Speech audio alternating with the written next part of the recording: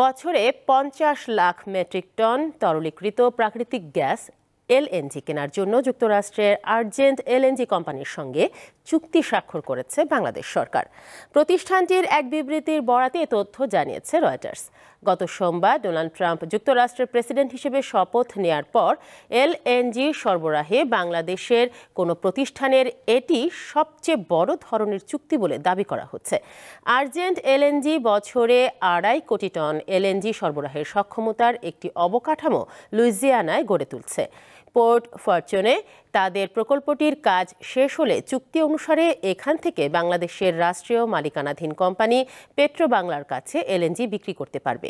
এই চুক্তি বাংলাদেশের ক্রমবর্ধমান শিল্পে নির্ভরযোগ্য জ্বালানি সরবরাহ নিশ্চিত করবে বলে জানিয়েছেন বাংলাদেশ বিনিয়োগ উন্নয়ন কর্তৃপক্ষের নির্বাহী চেয়ারম্যান আশিক চৌধুরী।